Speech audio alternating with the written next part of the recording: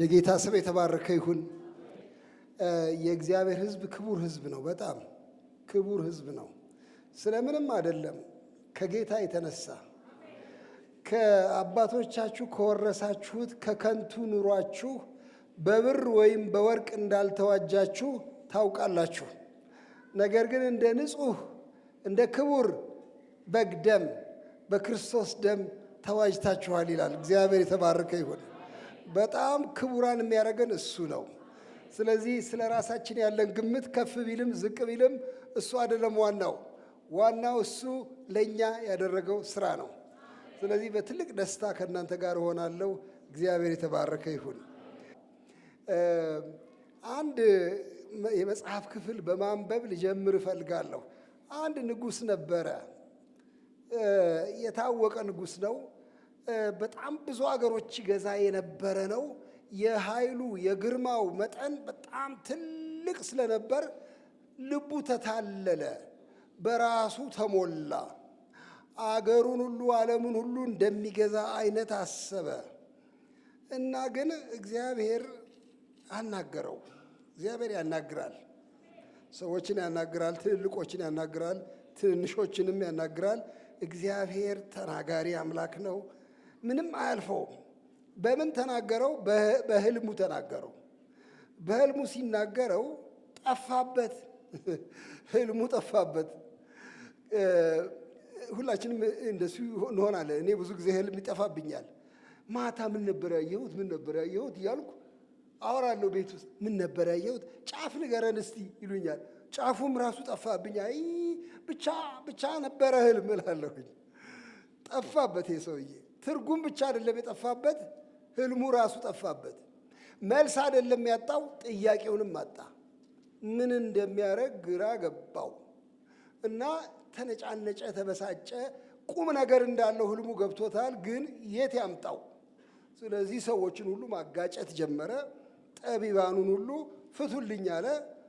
እንዴ አንተ መጀመሪያ ህልሙን ንገረን እንጂ እንዴት ነው ምንፈታልህ ሳንነገር? አይ እሱንም አምጡ አለ። የድሮ ነገስታት በጣም ፍርደ ገምድሎች ነበሩ። ህልሜንም ስጡኝ እና ፍቹንም ስጡኝ ብሎ ጮኸ። በኋላ እየገደለ ሲሄድ ዳንኤልና ባልንጀሮቹ እስቲ ትንሽ ቆይ እባክህ ብለው ለመኑ። እስቲ ብለው አባበሉ። በኋላ እግዚአብሔር ገለጠለት ለዳንኤል፣ ስሙ የተቀደሰ ይሁን። በሌሊት ራእይ ገለጠለት እና ያየውን ህልም እና የተናገረውን በትንቢተ ዳንኤል ምዕራፍ 2 ላይ ላነብላችሁ እፈልጋለሁኝ። ቁጥር 31 እስከ 35 ድረስ ያለውን ብቻ ነው የማነብላችሁ ጎርጄ። እንዲህ ይላል። አንተ ንጉሥ ሆይ ታላቅ ምስል አየህ። ይህም ምስል ታላቅና ብልጭልጭታው የበዛ ነበረ። በፊትህም ቆሞ ነበር፣ መልኩም ግሩም ነበረ። የዚህም ምስል ራስ ጥሩ ወርቅ፣ ደረቱና ክንዶቹ ብር፣ ሆዱና ወገቡ ናስ፣ ጭኖቹ ብረት፣ እግሮቹም እኩሉ ብረት እኩሉም ሸክላ ነበረ። እጅም ሳይነካው ድንጋይ ከተራራው ተፈንቅሎ ከብረትና ከሸክላ የሆነውን የምስሉን እግሮች ሲመታና ሲፈጭ አየ። የዚያን ጊዜም ብረቱና ሸክላው ናሱና ብሩ ወርቁም በአንድነት ተፈጨ። በመከርም ጊዜ በአውድማ ላይ እንዳለ ብቅ ሆነ፣ ነፋስም ወሰደው፣ ቦታውም አልታወቀም። ምስሉንም የመታ ድንጋይ ታላቅ ተራራ ሆነ፣ ምድርንም ፈጽሞ ሞላ። እግዚአብሔር የተመሰገነ ይሁን። ዛሬ መሬትን የሚሞላው ማን ነው እያልኩ ልጠይቅ ነው የመጣሁት ወደዚህ። ይሄ ናቡከደነጾር የሚባል ሰው ሞልቶ ነበረ፣ የሞላ መስሎት ነበረ። እንዴ የወርቁ ራስ እኔ ነኝ፣ ዓለሙን ሁሉ ያንቀጠቀጥኩኝ ብሎ ምስል ነው የሚታየው። አቤት አቤት! ግሩም ነበር መልኩ፣ ግርማ ነበረው፣ አስደንጋጭ ነበረ። እሱ ነበረ ዓለሙን ሁሉ የሞላው። አእምሮውንም የተሞላው በራሱ ነበረ። እግዚአብሔር ይሄ ልክ አይደለም አለ። ሰውማ አይሞላም። ሰውማ ምድርን ሊሞላ አይችልም በምንም አይነት። ሰው የሰው ክብር፣ የሰው ታላቅነት የተመጠነች ናት። ዓለሙን ሁሉ ልትገዛ አትችልም። ከዚያ እጅ ሳይነካው፣ የጌታ ስም የተባረከ ይሁን፣ የሰው እጅ ሳይነካው አንድ ድንጋይ ከተራራው ላይ ተፈነቀለ። በራሱ ፈንቃይ የሆነ ድንጋይ፣ ራሱን የሚያመጣ ድንጋይ ተፈነቀለ። ተፈንቅሎ የቆመውን ታላቅ ምስል የወርቅ ራስ፣ የብር ደረት፣ የናስ ወገብ፣ የብረት እግር፣ የሸክላ እግር የነበረውን ታላቅ ምስል መታው፣ ፈጨው፣ አደቀቀው። በጣም የሚገርም ንግግር አለ። ቦታውም አልተገኘም ይላል። የሚገርም ነው። የት ነበር ይሄ ምስል? እዚህ ጋር ቆሞ አልነበር እንዴ? የለም አሁን እንዲባል አረገ። በምትኩ ይሄ ድንጋይ እያደገ መጣ። ዓይን እያየው እያደገ መጣ፣ እያደገ መጣ። ተራራ ሆነ፣ ምድርንም ሞላ። እግዚአብሔር የተመሰገነ ይሁን። ይሄ ምሳሌ ምንድን ነው የተባለ እንደሆነ የምድር ነገስታት፣ የምድር ክብር፣ የሰው ትልቅነት ሁሉ የሚሟሽሽበት ጊዜ ይመጣል። አንድ ብቻውን ሆኖ ምድርን ሁሉ ይሞላል፣ ሁሉን ነገር ይቆጣጠራል። ይህም ተፈንቅሎ የመጣ ድንጋይ ዋናው አለት ኢየሱስ ክርስቶስ ነው። እግዚአብሔር የተባረከ ይሁን። ዛሬ እኔ እንግዲያው በልቤ ውስጥ ያለውን ነገር ልንገራችሁ። አሁን ይህንን ካነበብኩኝ ዘንድ ልቤ ውስጥ ያለው ዋና ነገር በውስጤ በጣም አድርጎ የተቀሰቀሰ በእነዚህ ጥቂት ቀናት ውስጥ እኛ ክርስቲያኖች በጠቅላላው በጣም በብዛት የተሞላ ነው በራሳችን ነው። ምንም እንኳ እግዚአብሔርን እናመልካለን ብንል፣ ምንም እንኳ እዚህ ለአንተ ክብር ይሁን እያልን ብናሸበሽብም ጢም አድርጎ የሞላን ራስ ነው። ምንም እንኳ ተንበርክከን እኩል ቀን ብንጸልይም የምንጸልየው ስለ ራስ ነው። ምንም እንኳ ወንጌል እንሰብካለን ብለን ብንቆምም የምንሰብካው የእኛን ትንግርት ነው፣ የእኛን ዝና ነው፣ የእኛን ግርማ ነው፣ የእኛን ክብር ነው። ምንም እንኳ ተአምር ብናይ ተአምሩ ሁሉ በሰው ላይ የተጠመጠመ ነው። ነጋ ጠባ የምናስበው ስለ ራሳችን ነው። ቢጨንቀን ስለ ራስ፣ ብንደሰት ስለ ራስ ሳናስበው ይሄንን ተራራ የሆነ ጌታ ፈቀቅ አድርገነዋል። እኛ ተራሮች ሆነናል። እኛ ትልልቆች ሆነናል። ዛሬ የሰውን ትልቅነት ለማውረድ ነው የመጣሁት። እግዚአብሔር ይርዳኝ። በምትኩ ግን የእሱን ክብር የእሱን ግርማ ከፍ ለማድረግ ለዚህ ነው የመጣሁት። እግዚአብሔር በቸርነቱ በቃሉ ውስጥ ወደ እኛ ይምጣ እና ትልቅነቱን ያሳየን። እስቲ እንጸልይና ከዚያ እንቀጥላለን። ሃሌሉያ! ክብርና ገናንነት ምስጋናም ውዳሴም ለአንተ ይሁን። አንተ እጅግ ታላቅ ነህ ጌታ ሆይ። ተሳስተን ራሳችንን ከፍ እያደረግን እኛው ብቻ የምናስብ እኛው፣ የምናልም እኛው፣ የምናቅድ እኛው፣ የምንሰብከው ራሳችንን። አቤቱ ጌታ ሆይ ስለ በእኛ ተጠምጥመን የታሰርን ሰዎችን እባክህ ፍታን። እግዚአብሔር ዛሬ ፍታን። አምላክ ክቡር የሆንክ ጌታ በአንተ ትልቅነት የሚገኘውን ነፃነት ስጠን። አቤቱ እግዚአብሔር ሆይ እግዚአብሔር ትልቅ ነው፣ ብቻውን አምላክ ነው፣ ምድርን የሞላ ነው፣ ከነገሮች ሁሉ በላይ ነው፣ ገዢ ነው፣ ልዑል ነው በሚል ነፃነት እንድናገኝ ይርዳን። አቤቱ እባክህ በየጎዳናው ታስረን እንዳንሄድ አንተ ጠብቀን። እግዚአብሔር ሆይ ስለ ቃልህ ተመስገን። በክርስቶስ ኢየሱስ ታላቅ ስም አሜን። እግዚአብሔር ይባረክ። ይሄ የትልቅነት አበሳ የትልቅነት ጣጣ አይለቅም። በጣም ኃይለኛ መርዝ ነው። ለምን እኛ ወደ ጌታ ስንመጣ በትህትና ነው የምንመጣው። አድነኝ አድነኝ ብለን ነው የምንመጣው። ግን የሚገርመው እሱ ለእኛ የቆመ ይመስላል። በቅርቡ አንድ ቤተ መጻሕፍት ገባሁ እና በጣም የሚያስቀኝ ነገር አገኘው። ቤተ መጻሕፍት የቴዎሎጂ ስኩል ነው፣ የነገረ መለኮት ትምህርት ቤት። እዚያ ገባሁና መጽሐፍ ሳይ አንድ መጽሐፍ ሳበኝ በጣም። የውሻና የድመት ስዕል አለበት መጽሐፉ እና ምን ይላል? የድመትና የውሻ ነገረ መለኮት ይላል። በኋላ ሳቅ ያዘኝ። ደግሞ ድመትና ውሻ ነገረ መለኮት አላቸው እንዴ? ቴዎሎጂ ያስባሉ እንዴ እነሱ እያልኩኝ እየሳቅኩኝ፣ ግን እስቲ ላንብበው ምን እንደሆነ ላንብበው። ይሄ የድመትና የውሻ ቴዎሎጂ ምን እንደሆነ እስቲ ቀስ ብዬ ላንብብ አልኩና ማገላበጥ ጀመርኩኝ። ከበስተጀርባው ተጽፏል ባጭሩ። ነገሩ እንደዚህ ነው። ድመትና ውሻ አንድ ቤት ይኖሩ ነበረ። አንድ ቤት አይደለም፣ የተለያዩ ቤቶች ይኖሩ ነበረ እና እርስ በርሳቸው ተገናኝተው ሲጫወቱ ውሻው ማውራት ጀመረ ስለ ጌታው። የኔን ጌታ ብታቂው አለ። ምንድነው እስከዚህ ድረስ አለች ድመቲት። በጣም በጣም የሚያስገርም ነው የኔ ጌታ። እምበላውን በሰዓቱ ነው የሚሰጠኝ። እንዴት አይነት እንደሆነ ልነግርሽ አልችልም። የሚያስተኛኝ በፍራሽ ላይ ነው። በጣም ጥሩ ፍራሽ ላይ ነው የምተኛው። እና የሚገርምሽ ነው ማታ ማታ ደግሞ ይዞኝ ይዞራል፣ ያንሸራሽረኛል፣ ቆሻሻዬን ይጠርጋል። ምን ልበልሽ እኔ እኮ በቃ በትልቅ ክብካቤ አምላክ ሳይሆን አይቀርም እንዲያውም የኔ ጌታ ይላታል። ምን ትለዋለች? በቃ አምላክ ይመስለኛል እሱ ይላታል። የኔን ደግሞ ልንገርህ ትለዋለች እሷ። ንገሪኛ። የኔም ደግሞ ከአንተ የበለጠ ነው የሚያደርግልኝ የኔ ጌታ። አንተ ፍራሽ ላይ ነው የምተኛው፣ እኔ ሶፋቸው ላይ ነው፣ አልጋቸው ላይ እወጣለሁ። እኔ እንዲያውም ያባብሱኛል፣ የማያደርጉልኝ ነገር የለም። በጣም ነው የሚንከባከቡኝ፣ የምፈልገውን ነው የሚሰጡኝ። እና እኔ የምጠረጥረው ምን እንደሆነ ታውቃለህ አለችው። ምንድን ነው? አምላክ ሳልሆን አልቀርም። የውሻና የድመት ነገረ መለኮት ነው ይሄ። አንደኛው ጌታውን አምላክ ያደርጋል፣ ሌላኛይቱ ደግሞ ራሷን አምላክ ታደርጋለች። እኔ አሁን እናንተ ልጠይቅ ነው፣ ማን ነው አምላክ? ልጠይቃችሁ ነው፣ ማን ነው አምላክ? እሱ ነው እናንተ ናችሁ? እሱ ለእናንተ የቆመ ሎሌ ነው ወይስ እናንተ ለእሱ ዓላማ የቆማችሁ አሽከሮቹ ናችሁ? እሱን ልጠይቅ እፈልጋለሁ። በጣም በሚያሳዝን ሁኔታ በወንጌላውያን አብያተ ክርስቲያንም እንኳን ሳይቀር ሰው ትልቅ ሆኗል፣ ከመጠን አልፎ ትልቅ ሆኗል። እና ልመናችን ሁሉ ያሳጣናል እኛ ትልቅ እንደሆንን።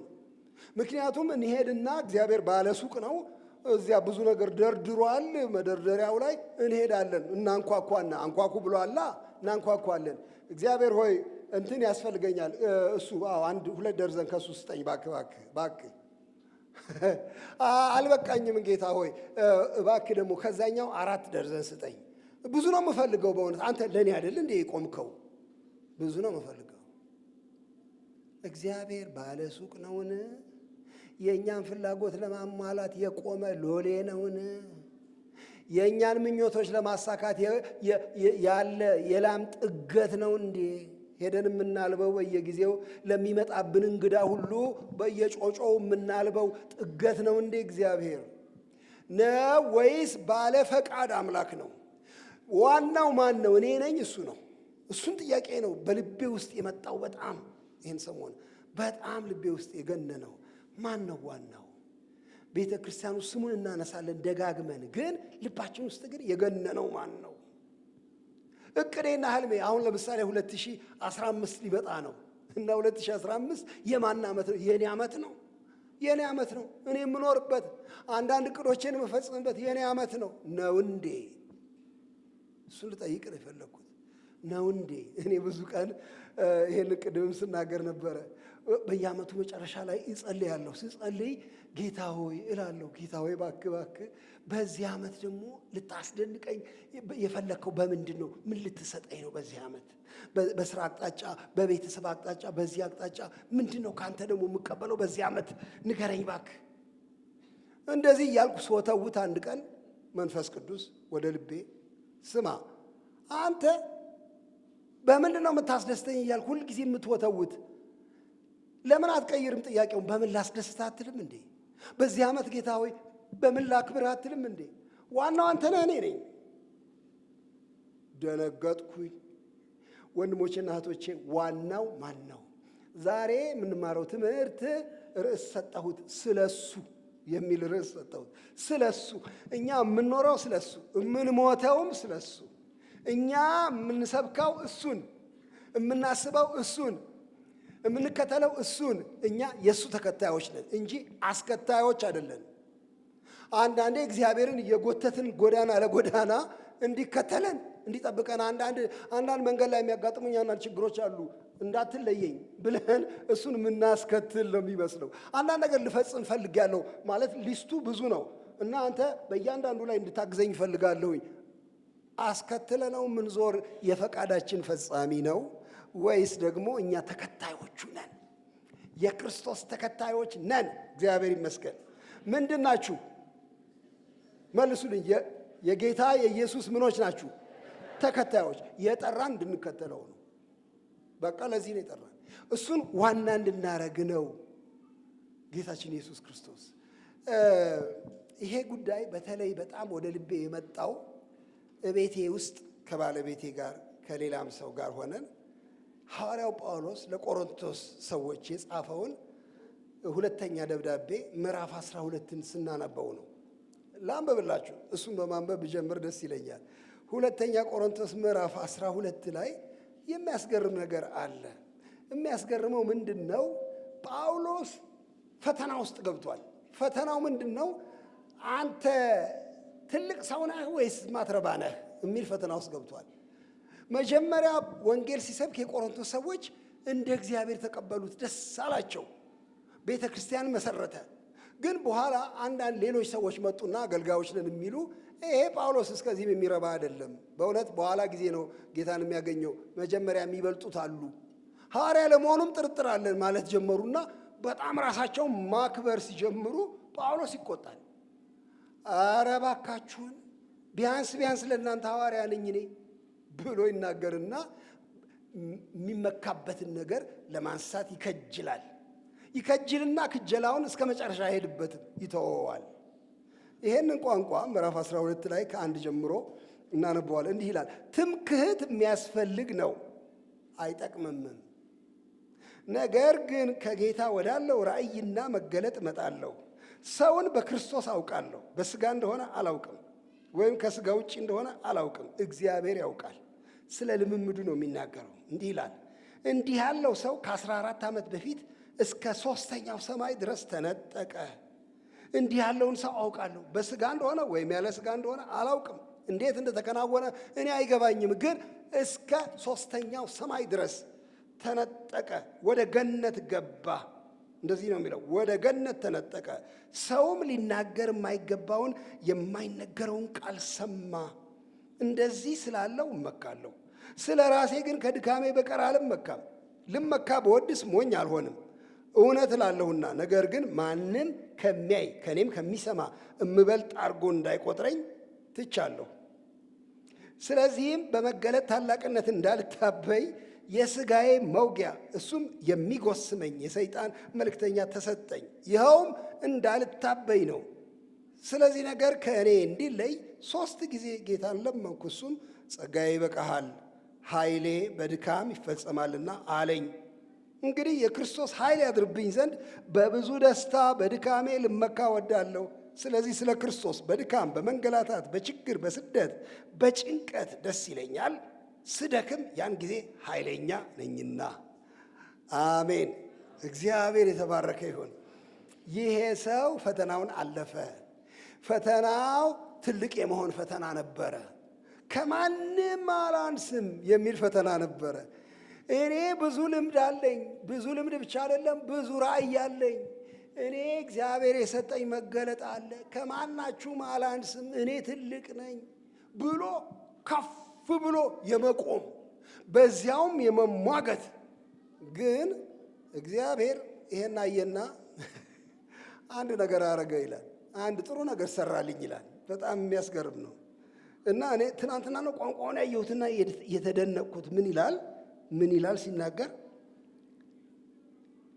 የሚጎስመኝ የሥጋዬ መውጊያ የሰይጣን መልእክተኛ ተሰጠኝ፣ በመገለጥ ታላቅነት እንዳልታበይ። እግዚአብሔር ራራልኝ ነው የሚለው። ጨከነብኝ አይደለም፣ እግዚአብሔር ራራልኝ፣ ትዕቢት ወጥሮ እንዳያፈነዳኝ ብሎ የሚጎስመኝ መውጊያ የሰይጣን መልእክተኛ ተሰጠኝ ብሎ ይላል። ስጦታ ይለዋል እንዴ አልኩኝ እኔ። ስጦታ ነው ይሄ? ፍዳ አይደለም እንዴ? የሰይጣን መልእክተኛ እንዴት ስጦታ ይሆናል? የሥጋዬ መውጊያ እንዴት ስጦታ ይሆናል? ስጦታ ይለዋል ይሄ ወንድማችን። ተሰጠኝ። እግዚአብሔር አስቦ ድካሜን እንዳውቅ ብሎ እንዳልታበይ ሰጠኝ። በኋላ እኔ ለመንኩ፣ ኧረ ይሄ ስጦታ አይደለም ጌታ ሆይ፣ እንዴ ይሄማ አያስፈልግም፣ እኔ ሌላ ነገር ነበር የምጠብቀው፣ እባክህ አንሳልኝ ብዬ 3 ጊዜ ጌታ እንዲህ አለኝ፣ ጸጋዬ የኔ ጸጋ ይበቃል፣ ለዚህ ሁሉም ይበቃ ትልቅ ጸጋ አለኝ፣ መኖሪያ አድርጌ ጸጋ ሰጥቻለሁ፣ አንተ በጸጋ ባህር ውስጥ ዋኝ፣ ተው ይሄን መውጊያ ይሄን መልእክተኛ የተባለውን ነገር እሱን አታስብ። ዝም በልና ዝም ብለህ በጸጋ ውስጥ ኑር። ምክንያቱም ኃይሌ በድካም ይፈጸማል። ኃይሌን ማየት ከፈለክ፣ ክብሬን ማየት ከፈለክ፣ ትልቅነቴን ማስተዋል ከፈለክ ድካምን ተቀበለው። ምን አይነት ነገር ነው? ስቃዬን ጭንቀቴን እንዴት ልቀበለው? ተቀበለው። ምክንያቱም ልክ ያን ጊዜ እደርስልሃለሁ። እግዚአብሔር ይመስገን። ኃይሌ ይደርስልሃል፣ ክብሬ ይደርስልሃል። እና ከዚያ በኋላ የጳውሎስ ክብር አይባልም፣ የጳውሎስ ጉልበት አይባልም። ከየት አመጣው? የኔ ኃይል የኔ ክብር። በኋላ ጳውሎስ ገባው። እሺ ጌታ እንደሱ ከሆነ እቀበላለሁ በጣም አድርጌ። እንዲያውም በድካሜ ልመካ ወዳለሁ። ምክንያቱም ስደክም ያን ጊዜ ኃይለኛ ነኝ ያንተ ኃይል ስለሚመጣብኝ ብሎ ራሱን ያሟሽሻል። ወንድሞቼና እህቶቼ የክርስትና ብስለት ምንድን ነው ከተባለ ራስ ማሟሸሽ ነው።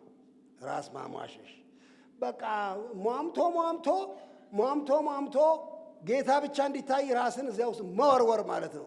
በሰለ ስትሉ ክርስቲያን እንደሱ ነው። በቃ እንደሱ ነው። በሰለ ሲባል ራሱን ቻለ ማለት አይደለም።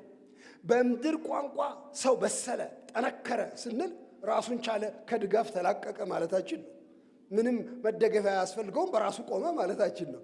በመንፈስ ቋንቋ ግን በሰለ ማለት አደገ ማለት ተደጋፊነቱ በዛ ልፍስፍስ ሆነ ማለት ነው። እና እንኳን ሆንኩኝ ይላል። እንኳን ሆንኩኝ። ያንን ጸሎቴን እንደገና ልንገራችሁ። መቼም አንዳንዶቻችሁ 100 ጊዜ ሳትሰሙት አይቀርም። ይቅርታ ጠይቃለሁ 101ኛ ጊዜ ለምትሰሙ ሰዎች። ቢሆንም ግን ይህን ምሳሌ መመሰል አሁን መጣልኝ። በጣም ጥሩ ነው። እኔ ከአንድ ባልንጀራ ጋር ጸልይ ነበረ። ስጸልይ ቆይቷል ጊዜው። አንድ ትንሽ ክፍል ውስጥ በየሳምንቱ እየተገናኘን እንጸልያለን። እሱ ጸሎት ይወዳል በጣም አድርጎ። ቀኑ ሙሉ ሲጸልይ ይውላል። እኔ ማታ ነው ሄጄ ከእሱ ጋር የምጸልየውና እንዴት አይነት ነገር ነው እላለሁ።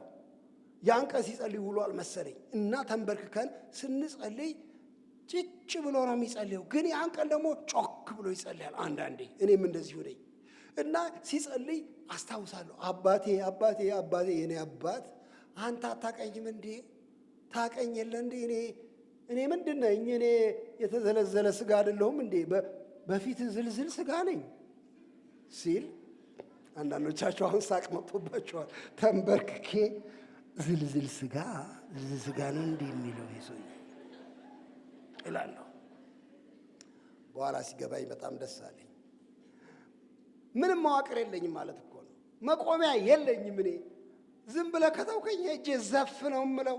ጠረጴዛው ላይ ይህን የተዘለዘለ ስጋ ለማቆም ጥረት ስታረግ ዘፍ ነው የምለው። ካበዛህብኝ ብጥስጥስ ነው የምለው። እኔ አጥንቴ አንተ ነህ፣ ጉልበቴ አንተ ነህ እና ድካሜን ታውቀዋል። እምኖረው ባንተ ነው። እግዚአብሔር ተባረከ ይሁን። እንግዲህ ወንድሞቼና እህቶቼ እኛ አይደለንም ዋናዎቹ። ዋናው ማን ነው? ዋናው ጌታ ኢየሱስ ነው። ስለ እሱ ነው የምንኖረው። እሱ ነው እንዲደምቅ የተፈለገው። ስብከታችን፣ ልባችን፣ ሐሳባችን፣ ጸሎታችን ይሄ እንዲሆን ነው የተፈለገው። አንድ ጊዜ ወንድማችን ጳውሎስ አሁንም እሱን ልጠቅስ ነው፣ ፊልጵስዩስ ላይ እንደዚህ የሚል ነገር ተናገረ ለፊልጵስዩስ ምዕመናን። እዚያም ላይ የኩራት ነገር የትምክህት ነገር ይናገራል። አንዳንዶች ቀስቅሰውት ነው፣ ሊናገር አይፈልግም ነበር ጳውሎስ። ግን አንዳንዶች ጎነተሉት። አናቅህም እንዴ እስከዚህ ድረስ ሲሉት በራሳቸው የሚመኩ ሰዎች ምን ይላል እሱ? እኔ ግን በስጋ ደግሞ የምታመንበት አለኝ ይላል ቁጥር 4 ላይ። ሌላ ሰው ማንም ቢሆን በስጋ የሚታመንበት እንዳለው ቢመስለው እኔ በልጠዋለሁ። በ8ኛው ቀን የተገረዝኩ ከእስራኤል ትውልድ ከብንያም ወገን ከዕብራውያን ዕብራዊ ነኝ ከፈለጋችሁ። ስለ ሕግ ብትጠይቁ ፈሪሳዊ ነበርኩ። ስለ ቅንዓት ብትጠይቁ ቤተ ክርስቲያንን አሳዳጅ ነበርኩ። በሕግ ስለሚገኝ ጽድቅ ብትጠይቁ ያለ ነቀፋ ነበርኩ። ነገር ግን ለእኔ ረብ የነበረውን ሁሉ ስለ ክርስቶስ እንደ ጉዳት ቆጥሬዋለሁ። ሃሌሉያ! ስለ ክርስቶስ ስለ እርሱ ሁሉን ተጎዳው ብሎ አለ። ይሄ ሰውዬ የሚንጠላጠልበት ነገሮች ነበሩት። ሁሉ ሰው እንዳለው ሁሉ አንዱ የሚንጠላጠልበት ሐረግ ዘር የሚባል ሐረግ ነው። በሱ ላይ እንጠላጠላለሁ። እንዴ ዕብራዊ እኮ ነኝ። ደግሞ ዝም ብሎ በገንዘብ የገዛሁት እንዳይመስልህ፣ ተወልጄ ነው ከዕብራውያን እና ጥርት ያልኩ ዕብራዊ ነኝ ብሎ የዘር ትምክህት በኋላ ጭምድድ አድርጎ ባስኬት ውስጥ ይጥለዋል። ሌላ ትምክህት፣ የትምህርት ሰው ነኝ እኔ፣ ፈሪሳዊ ነበርኩ። ፈሪሳውያን የሕግ መምህራን ነበሩ። እንዴ እኔ ከታወቀ ትምህርት ቤት ይኸው ወረቀት አለኝ። ጭምድድ አድርጎ ባስኬት ውስጥ። እኔ ሃይማኖተኛ ሰው ነበርኩ። እንዲያውም ለሃይማኖቴ ከመቅናቴ የተነሳ ቤተ ክርስቲያንን ያኔ ገና አልታወቀችም አሳድድ ነበረ። ስንት ሰው አሳሰርኩኝ። ቀናኢ ነበርኩ ለሃይማኖት። እኔ ስነ ምግባሬ በጣም ጥሩ ነበረ። ሰው ሁሉ የሚያሞግሰኝ፣ በሕግ ስለሚገኝ ጽድቅ ብትፈልጉ ያለ ነቀፋ ነበርኩ። ጥቅልል እያደረገ ባስኬት ውስጥ። አበድክ እንዴ ጳውሎስ? ኧረ አላበድኩም። ታዲያ እንዴት ነው እነዚህ ትልልቅ ነገሮች የምትጥለው? የሚበልጥ አገኘኋ። የሚበልጥ ክርስቶስ ወደር የሌለውን አገኘሁ። እግዚአብሔር ይመስገን። ስለዚህ አሁን ራቁቴን መለመላይን ነው ያለሁት። ምንም የለኝም በራሴ በኩል። ልብሴ እሱ ነው፣ ሞገሴ እሱ ነው፣ ጸጋዬ እሱ ነው፣ ክብሬ እሱ ነው፣ ትልቁ እሱ ነው፣ ዋናው እሱ ነው፣ እኔ አይደለሁ። እግዚአብሔር ይባረክ። ብስለት ይሄ ነው ወንድሞቼ፣ እናቶቼ። በሰለ ክርስቲያን ወደ እግዚአብሔር ተጠጋ ማለት ይሄ ነው። በቃ ማራገፍ ነው። ትልቁ ስራ ማራገፍ ነው። ወደ ጌታ እንኳ ከመጣን በኋላ አንዳንድ ነገሮች ያልተራገፉልን አሉ። ከመጣን በኋላ አይ እኔ የምልህ ጌታን አመልካለሁ ግን አለ አይደል ደግሞ የምልህ በዚህ ደግሞ በጣም ጥሩ ነኝ እኮ እኔም ብሆን ማለቴ እስከዚህ የምልህ ያው ጌታ መቼም በጣም ጥሩ ስለሆነ እሱን እከተለዋለሁ እንጂ በትምህርቴም ቢሆን እኔ አለ አይደለ የምልህ በቁመናዬም ቢሆን እኔ ከማንም አላንስም። ደግሞ አለ አይደለ በዘርም ቢሆን ማለቴ የፈለከውን አምጣ እኔ አላንስም የምትሉ ሰዎች ይጣበቅብናል። ጌታ አራጋፊ ነው፣ ያራግፋል። እግዚአብሔር ይመስገን። ደግሞ በጣም ወደ ውስጥ እንድንገባ ከፈለግን ይኸው ነው መንገዱ።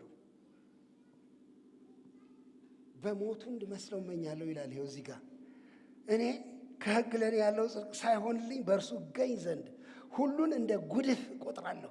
ይቺ እንደ ጉድፍ እቆጥራለሁ የሚለው በአንድ ትርጉም ላይ ስመለከተው እንደ ከብት ፋንድያ እቆጥረዋለሁ ይላል። ትምክህቴን ሁሉ እንደ ፋንድያ ነው የምቆጥረው። እንዲያውም ምን ይላል?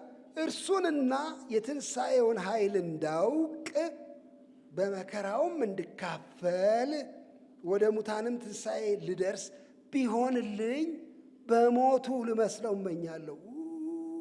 ስሙ የተባረከ ይሁን። ይሄ ሰውዬ በፍቅር ወድቋል። በክርስቶስ ፍቅር ወድቋል። እግዚአብሔር ይመስገን። ወድቃችኋለሁ እናንተን እያልኩ ልጠይቅ እፈልጋለሁ። በክርስቶስ ፍቅር እኔ የሚጋቡ ልጆችን ወጣቶችን ይጠሩኛል። አንዳንድ ቦታ እባክህ ልንጋባ ነው፣ ሰርግ አለብን፣ መጥተህ ትሰብካለህ ይሉኛል። እሺ ደስ ይለኛል እላለሁ።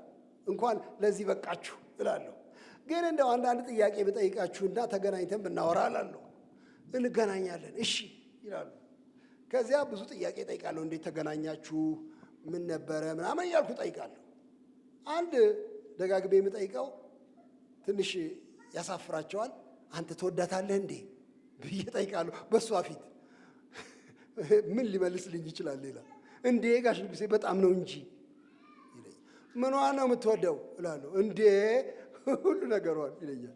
ሁሉ ነገር ማለት ምን? በቃ አለ አይደለ ምን እኔ መልኳን ወዳለሁ፣ ምን ጸጉሯን ወዳለሁ፣ ምን ብዙ ነገር ይላል ወጣት እንደምታውቁት። ሁሉ ነገሯ ስትሄድ ወዳለሁ፣ ስትሄድ ደስ ይለኛል፣ ስትቀመጥ በጣም ደስ ይለኛል። አለ አይደለ ስትስቅ እና እኔ ነጠላ ስትለብስ ሹራብም ስትለብስ አብዷል ሰው።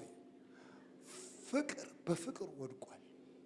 ጳውሎስ የሚገርም ነገር ነው። የጌታ ትምህርቱ ደስ ይለኛል፣ የጌታ ክብሩ ደስ ይለኛል፣ የጌታ ኃይሉ ደስ ይለኛል፣ ፍቅሩ ደስ ይለኛል፣ ሞቱ ደስ ይለኛል።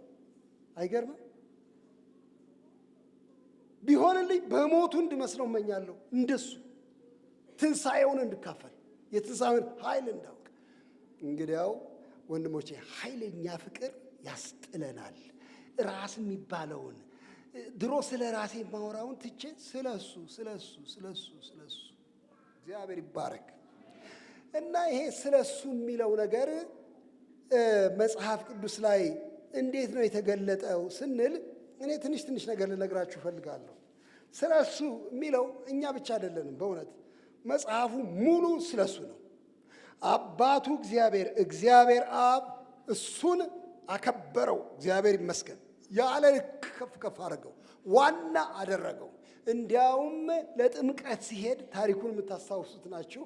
በማቴዎስ ወንጌል ምዕራፍ 4 ላይ በዮሐንስ እጅ ሊጠመቅ ጌታችን ወደ ባህሩ ሲወርድ ተጠመቀና ከውሃው ሲወጣ ከሰማይ ድምፅ መጣ፣ ሰማይ ተከፈተ ይላል። እግዚአብሔር ይባረክ። አንዳንዶቻችን ሰማይ እናስከፍታለን እንላለን። እናስከፍታለን፣ ጌታ በረከቱን እንዲዘረግፍ ሰማይን እናስከፍታለን እንላለን። ለበጎ ነገር ሲከፈት ደስ ይላል። ሰማይ ተከፈተ። ሰማይ ለምን ጉዳይ ተከፈተ? የምወደው ልጄ እርሱ ነው፣ እርሱን ስሙት ለማለት ተከፈተ ሰማይ። ዋናው የሚነገረው ይሄ ነው። እግዚአብሔር አባቱ ዋና አደረገው፣ ከሁሉ በላይ ከፍ አደረገው። የእግዚአብሔር ወሬ ልጁ ነው። አይገርምም? ልጁ ነው።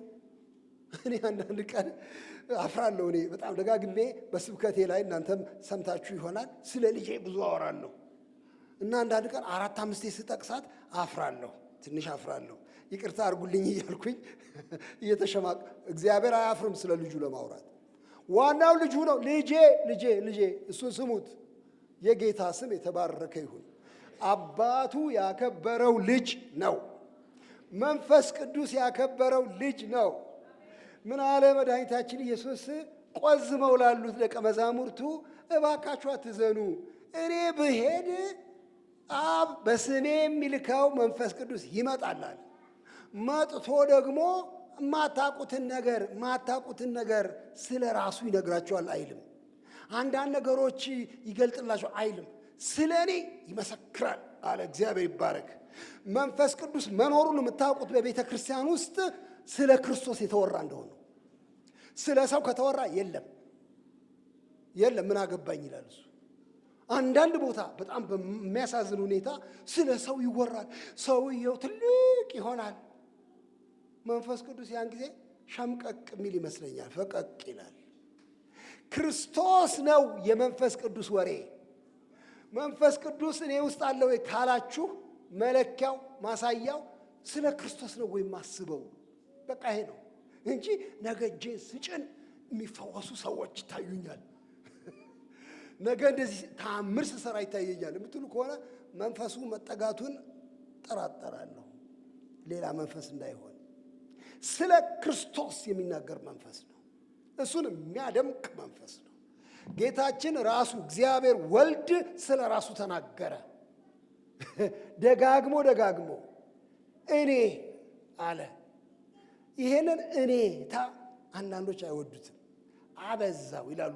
የሚገርማችሁ ነው። አንዳንድ የመጽሐፍ መምህራን ፈላስፎች ይሄ ኢየሱስ ጥሩ ሰው ነበር፣ በእውነት በጣም ጥሩ ሰው ነበር፣ ድሆችም ያበላ፣ የታመሙ የሚፈውስ በጣም ጥሩ ሰው ነበር። በእውነት ትልቅ ለውጥ አምጥቷል እስራኤል ውስጥ። ግን አንድ በሽታ ነበረበት። ራሱን ከፍ ያደርጋል፣ ያገናል እና ንግስ ሳይሆን አይቀርም የሚሉ አሉ። የሚገርም እኮ ነው። ይሄ እብደት አይደለም፣ ስለሆነ ነው፣ ስለተገባው ነው። እግዚአብሔር ይመስገን። እሱ ማዕከል ነው፣ ክርስቶስ ማዕከል ነው።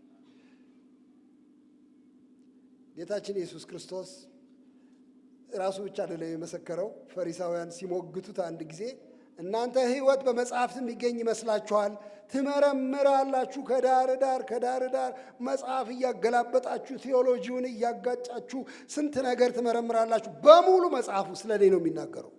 እግዚአብሔር ይባረክ። መጽሐፍት በሙሉ። እንግዲያው ወንድሞቼ እናቶቼ ምንም ሌላ የምናወራው አልተሰጠንም። አሁን በሌላ ወሬ እንደተጠመድን አውቃለሁ። ሌላ ወሬ ነው። እሱማ ኤሌመንተሪ ነገር ነው። ስለ ክርስቶስማ አወራው በቃኝ። ሌላ አዲስ ነገር ልጨም። ምንም አዲስ ነገር የለም። ክርስቶስ ወሬያችን፣ ክርስቶስ ስብከታችን፣ መጽሐፍት በሙሉ እግዚአብሔር ይባረክ። ሙሴ በሕግ ነቢያትም ስለ እርሱ የጻፉለትን የናዝሬቱን ኢየሱስን አግኝተነዋል። እግዚአብሔር ይባረክ። ይሄንን ያለው ፊልጶስ ነበረ እና ለናትናኤል ምን? አዎ አግኝተነዋል።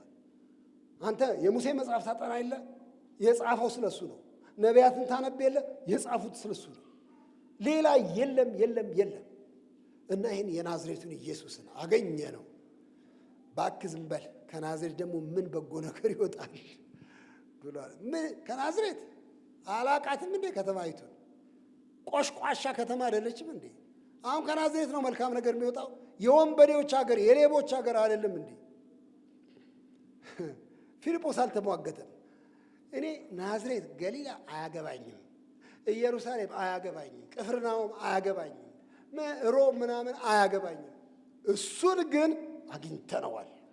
እግዚአብሔር ይመስገን። ከፈለክ መጥተህ እይ አለው። ኢየሱስ ደመቀ፣ ዋና ሆነ። በኋላ እንዲህ የተሟገተ ናትናኤል ደርሶ ሲነግረው ጌታ ኢየሱስ ልፍስፍስ አለ፣ ልፍስፍስ አለ። አንተ የእግዚአብሔር ልጅ ነህ ብሎ አለ። ልፍስፍስ። ይሄን መልፈስፈስ ይስጠን። በሱ ፊት ደፋር ሊኖር አይገባም። እግዚአብሔር የተመሰገነ ይሁን። አንዲት ሴት ነበረች። ስለ እሷ ትንሽ ልናገር። ይቺ ሴት በእውነት ከተማ ውስጥ የታወቀች ናት በአንዳንድ መጥፎ ስራ። ይቺ ሴት ባለጠጋም ሳትሆን አይቀርም እና ምን ታረጋለች? አንድ ቀን ኢየሱስ ክርስቶስ አንድ ለምጻም ሰው ቤት ተጋብዞ ቁጭ ብሏል። ማዕድ ላይ ቁጭ ብሏል። ደቀ መዛሙርቱ አሉ፣ ትልልቅ ሰዎች፣ የከተማ ሹሞች አሉ እና እዛ ፈሪሳዊ ቤት ሁሉ ሰው በጥንቃቄ ነው የሚመላለሰው። ፕሮቶኮል ይባላል። ፕሮቶኮል እየጠበቀ በጥንቃቄ ነው እዚያ ማዕድ ላይ ቁጭ አለው። ንግግሩ የተቆጠበ ነው። አስተያየቱ የተቆጠበ ነው። ክቡር ግብዣ ነው። ሴትዮዋ በጓሮ በር መሰለኝ የመጣችው። በእውነት አላቅም ቤት እንደገባች። ቀስ ብላ ትገባና በእጇ የሆነ ነገር ይዛለች። ጠጋ ትላለች ወደ ጌታ። ከዚያ የሚገርም ነው፣ ቸኩላለች መሰለኝ። ብልቃጡን ትሰብረዋለች፣ አትከፍተው። ብልቃጡን ሰብራ ጥሩ የአልባስጥሮስ ሽቱ የያዘ እሱን በላዩ ላይ ታፈሰዋለች። በላዩ ላይ በኋላ በፀጉሯ እግሮቹን ታብሳለች። ያሽሟጥጧታል። ምን አይነት ነገር ነው ይቺ የምትሰራው? እንደዚህ ባለ ግብዣ፣ እንደዚህ ባለ የመኳንንት መቀመጫ ላይ መታ እንደዚህ የማይሆን ነገር፣ የሚያሳፍር ነገር እንዴት ትሰራለች? ያሽሟጥጧታል። አንዳንዶች በጣም መንፈሳዊ ለመሆን ይሞክራሉ። አሁን እሷ ያፈሰሰችው ይሄ እኮ ሽቱ 300 ዲናር ሊሸጥ እኮ ይችላል። ስንት ድሃ ያበላል፣ ስንት ድሃ ይመግባል። ዝም ብላ ፍስስ። ለእሷ ዋናው እሱ ነው። በቃ ዋናው እሱ ነው። እግዚአብሔር ይባረክ። ዋናው እሱ ነው። ፍስስ። በኋላ ጌታ ደረሰላት። አራት አሽሟጧት። ኧረ ተዋት እንዴ ድሆች! አሁን ለድሃ ተቆርቁሮ ነው እንዲህ የምትለው? ሁልጊዜ ከእናንተ ጋር አሉ። በፈለጋችሁ ጊዜ የምትፈልጉትን አድርጉላቸው። እኔ ግን አልኖርም። በቅርቡ እሰቀላለሁ፣ በቅርቡ እገደላለሁ። ለመቃብሬ ብላ አፈሰሰች ሽቱ። እግዚአብሔር ይባርካት። ይሄ ወንጌል በተሰበከበት ሁሉ ስሟ ይነሳል። ለስሟ ብላ አይደለም የሰራችው እሷ፣ በፍጹም ስለ ፍቅሯ ነው ያደረገችው። ኢየሱስ ዋና ነው አለች። ሹማምንቱ ቢኖሩም፣ ፈሪሳውያኑ ቢኖሩም፣ ከተማ ውስጥ የሚያውቋት ቢኖሩም፣ ምንም ነገር ቢሏትም ዋናው እሱ ነው። እኔ ጉዳይ ከእሱ ጋር ነው አለች። እግዚአብሔር ይባረክ። ከማጋር ነው ጉዳያችሁ? ዋናው ማን ነው? ታፍሩበታላችሁ ወይስ በሁሉ ፊት ትመሰክሩለታላችሁ? የእናንተን ዝና የሚያዋርድ ቢሆንም እንኳን ለሱ ትቆማላችሁ። አላፍርበትም። እሱ ነው ዋናው። አንተ ሹም ነህ፣ አንተ ባለስልጣን ነህ፣ አንተ የመንግስት ሹም ነህ፣ አንተ ባለጠጋ ነህ፣ ብዙ ሀብት አለህ፣ የምትነዳው መኪና የሚያስገርም ነው፣ በብዙ ሚሊዮን ብር የተገዛ ነው፣ ቤትህ አስደናቂ ነው። ግን ዋናው እሱ ነው። እግዚአብሔር ይመስገን። ዋናው እሱ ነው አለች። ይህን የልብ ሐሳብ እኔ በላያችን እንዲያፈስ እፈልጋለሁ። ቤተ ክርስቲያንም መጥተን እንኳን አንዳንዴ ዋና አናረገውም። አንዳንዴ የአምልኮ ስርዓታችን ዋና ይሆናል። አንዳንዴ የቤተ ክርስቲያን የዲኖሚኔሽኑ ድርጅት ዋና ይሆናል። የእኛ ቤተ ክርስቲያን እንላለን። ኧረ እባካችሁ ቤተ ክርስቲያን የእሱ ሎሌ ናት እንጂ የእሱ አካል ናት እንጂ ዋናው እሱ ነው። እግዚአብሔር ይመስገን። የእኛ ማህበር አይደለም ዋናው። ትልልቅ ሰዎች አሉበት ምናምን። ኧረ እባክህ ዋናው እሱ ነው። እኔ አንድ ገጠር ሄድኩና ወደዚህ ወደ ጋሞ ጎፋ አካባቢ ሄድኩኝ። ሄጄ አንድ ቤተ ክርስቲያን እናሳይ ብለው ወሰዱኝ። ጥሻ ውስጥ ለማየት ብዬ ሄድኩኝ። ተራራ፣ ቁልቁለት፣ ገደል ተሻግሬ ሄድኩኝ። ቦታው በጣም ትንሽ፣ ቤቱ በሰሌን በምናምን እንትን ያለ ትንሽ ቤት፣ ሰው የለበትም። አግዳሚ ወንበሮች አሉ። በኋላ ግድግዳው እንደዚህ ሳይ ኢየሱስ ጌታ ነው ይላል። ሃሌሉያ አልኩኝ። ሌላ ምንድን ነው የሚያስፈልገው? ግድግዳ ማሳመር አይደለም፣ እብነ በረድ ማንጠፍ አይደለም። ኢየሱስ ጌታ እንደሆነ መመስከር ነው። እግዚአብሔር ይመስገን። ቤተ ክርስቲያን ክብሯ የኢየሱስ ጌትነት ነው። ድምቀቷ የእሱ የበላይነት ነው። ወንድሞች እና እህቶች፣ ሌላ ድምቀት የለን። ሌላ ድምቀት አለበለዚያ ምን እንደምትሆን ልንገራችሁ። ቤተ ክርስቲያን ክለብ ነው የምትሆነው። ክለብ ታውቃላችሁ። በቃ ተመሳሳይ አስተሳሰብ ያላባቸው ሰዎች ክበብ፣ አንዳንዴ መዘመር የሚወዱ ሰዎች ክበብ፣ ሲገናኙ በቃ መሳሳም የሚወዱ ሰዎች ክበብ። አረ ክበብ አይደለችም። ንጉሱ ኢየሱስ ክርስቶስ ብቻውን የሚደምቅበት፣ ሌላ ሁሉ በሱ ፊት የሚደፋበት። ሃሌሉያ! ትልቁ እሱ ነው። እግዚአብሔር ይሄንን በልባችን ውስጥ ይሙላ። በእውነት ሌላ ምለው ነገር የለኝም። ስብከታችን ወንጌል ስለ እሱ ነው። ስለ ሌላ አይደለም። ወንጌል ስለ ፈውስ አይደለም። ወንጌል ነፃ ስለ መውጣት አይደለም። ወንጌል ስለ ትልቅ ማህበር መቀላቀል አይደለም። አሁን እነዚህ ነገሮች ማጥላላት አይደለም። በፍጹም የሚፈውስ እጅ አለው ጌታ። ስሙ የተባረከ ይሁን። የሚፈውስ እጅ አለው። የሚያጽናና መንፈስ አለው ጌታ ኢየሱስ ስሙ ይቀደስ። ግን ዋናው እሱ አይደለም። ይኸው ሮሜ ምዕራፍ 1 ላይ እንደዚህ ይላል። በጣም ደስ በሚል ሁኔታ ወንድማችን ሐዋርያው ጳውሎስ ስለ ወንጌል ሲናገር፣ እሱ የወንጌል አገልጋይ ስለሆነ ሐዋርያ ሊሆን የተጠራ የኢየሱስ ክርስቶስ ባሪያ ጳውሎስ በነቢያቱ አፍ በቅዱሳን መጽሐፍት አስቀድሞ ተስፋ ለሰጠው ለእግዚአብሔር ወንጌል ተለየ። ይህም ወንጌል በሥጋ ከዳዊት ዘር ስለተወለደ እንደ ቅድስና መንፈስ ግን ከሙታን መነሳት የተነሳ በኃይል የእግዚአብሔር ልጅ ሆኖ ስለተገለጠ ስለ ልጁ ነው። እርሱም ጌታችን ኢየሱስ ክርስቶስ ነው። ሌላ ነገር ስብከት ከሰማችሁ አስቁሙ።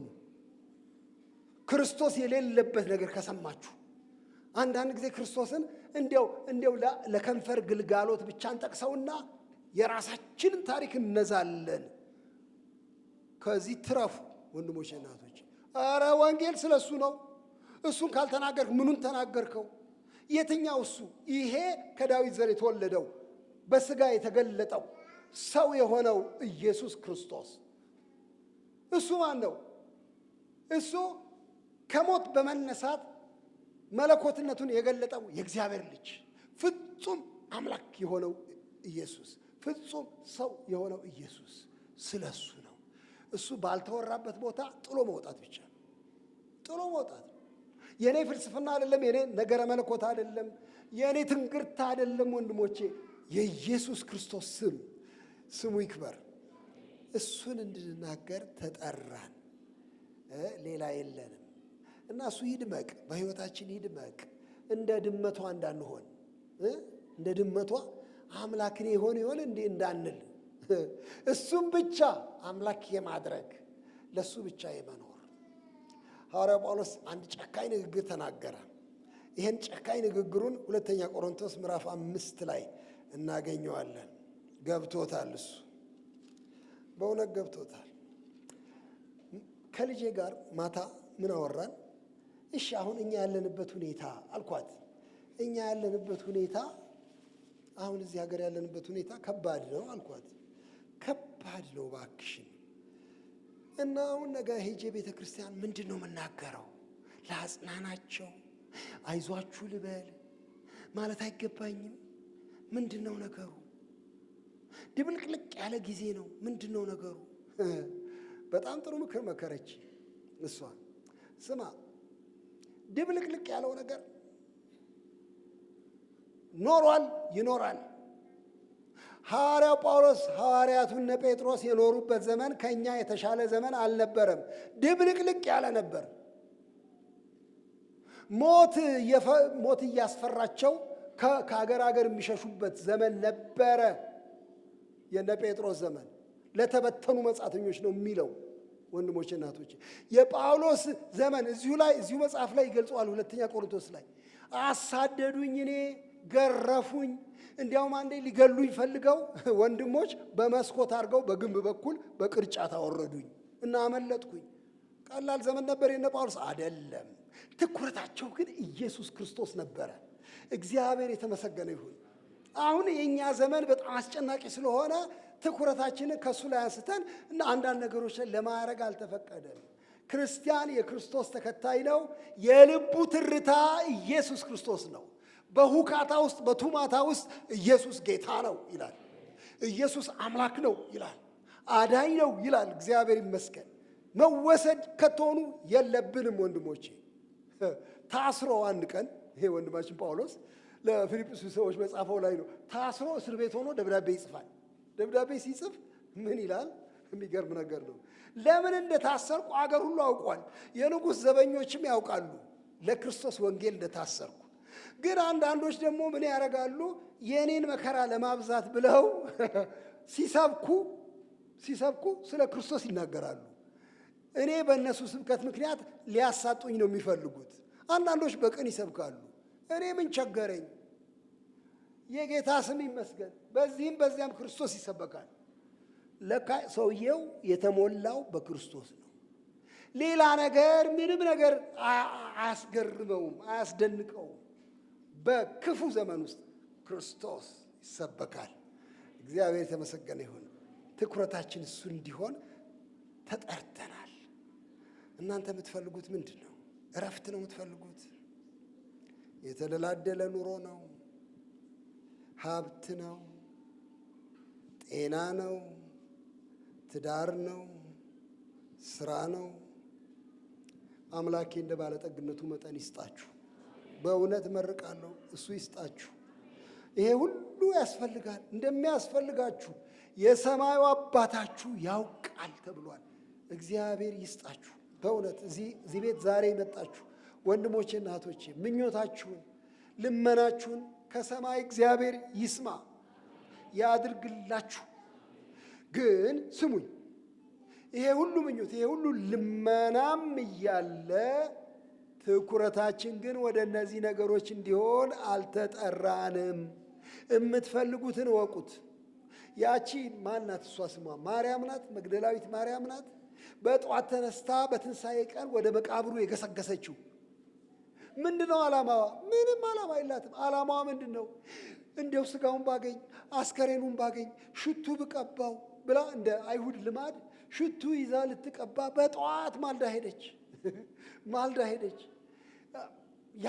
ያ መቃብር በትልቅ ድንጋይ ተዘግቶ ነበረ።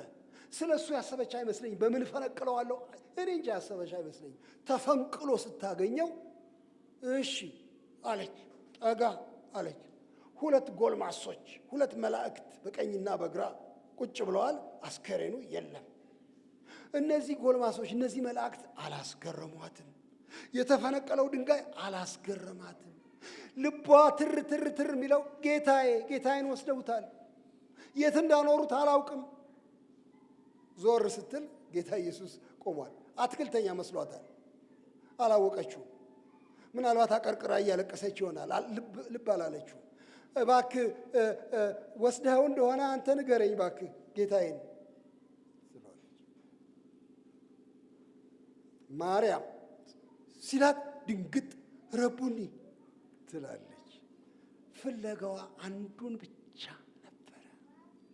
ወንድሞቼ እናቶቼ፣ ጌታ ኢየሱስን ብለን መጥተን አንዳንድ የድንጋይ መንከባለል ታምር ልባችን እንዳይዘው እግዚአብሔር ይርዳል። ይህን ድንጋይ አንከባልልን አክባክ አንከባለለው። አቤት ጉድ! አንዳንድ የመላእክት ራእይ አይተን ድንቅ ነው አይቻል አቅም መልአክ ዛሬ አየው። የመጣ ነው ለእሱ አይደለም፣ የመጣ ነው ኢየሱስን ፍለጋ ነው። እግዚአብሔር የተባረከ ይሁን። ይህን ፍለጋ አታቋርጡ ወንድሞቼ፣ እስከ ሞት ድረስ እስከ መጨረሻው ኢየሱስ በዓይናችሁ ፊት ይሁን። እግዚአብሔር ይህን ጸጋ በሁላችሁ ላይ ያፍስስ። ወንድሞቼ ለዚህ ዓለም የምንነግረው ሌላ የለንም። አዋጃችን ይሄ ነው። በቃ ሌላ ነገር ሲያወሩ አትስሙ። ምንም ባክቶኝ እኔ ስለ ኢየሱስ ነው መስማት እንፈልገው። ስለ ክርስቶስ ነው መስማት እንፈልገው። ሌላ ሽታ ወዲያ ወዲህ አትጠንብኝ ባክ። የሱን ጠረን ነው ምሻው። ሳገኘው አውቀዋለሁ፣ ጠረኑን ድምፁን አውቀዋለሁ። እግዚአብሔር ይርዳል። የመለየት መንፈስ ይስጠን። እንጸልይና እንጨርሳለን። እግዚአብሔር ይመስገን። ጌታ ይባረክ። ወንድሞቼና እህቶቼ ዛሬ ባጭሩ የተነጋገርነው ስለ ኢየሱስ ዋናነት ነው። ራስን ዋና ከማድረግ ይልቅ ኑሯችንን፣ ችግራችንን፣ ጣጣችንን ዋና ከማድረግ ይልቅ ኢየሱስ ክርስቶስን የሰማይ የምድር ጌታ የእግዚአብሔር ልጅ የሆነውን ከፍ እንድናደርገው ተጠራን። ልባችንን ወደ እርሱ እናድርግ። ኢየሱስ ክርስቶስ ትንሽ እንዳይሆን እንጸልይ ባካችሁ። እሱ ትልቅ ነው፣ እኛ ትልቅ አናረገውም። ትልቅ ነው። ግን ቤተ ክርስቲያን ሌላ እያወራች ትልቅ እያረገች ሌላ ነገር፣ እሱን ግን ሳታነሳ እንዳትቀር። በልባችን በወሬያችን መካከል፣ በስራችን በኑሯችን መካከል እንዳያንስ ኢየሱስ ምድሩን ሁሉ እንዲሞላ እንጸልይ እስቲ።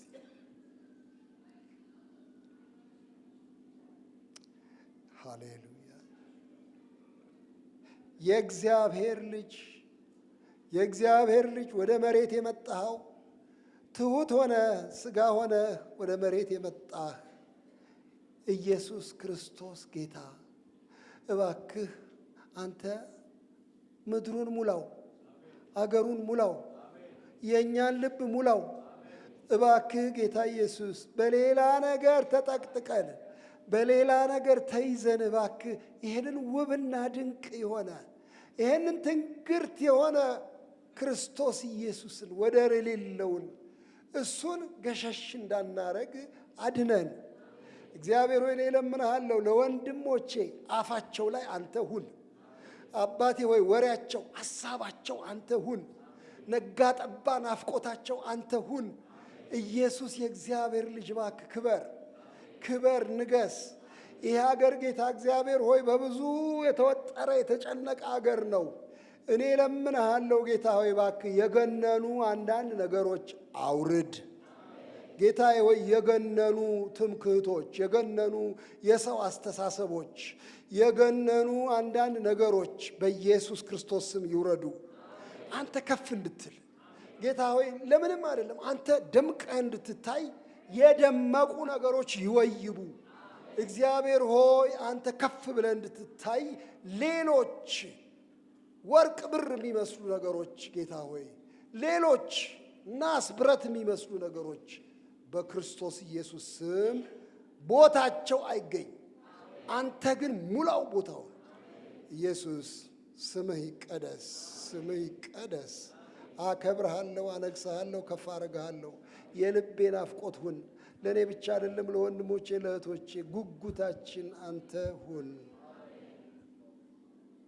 በአብ በወልድ በመንፈስ ቅዱስ ስም አንድ አምላክ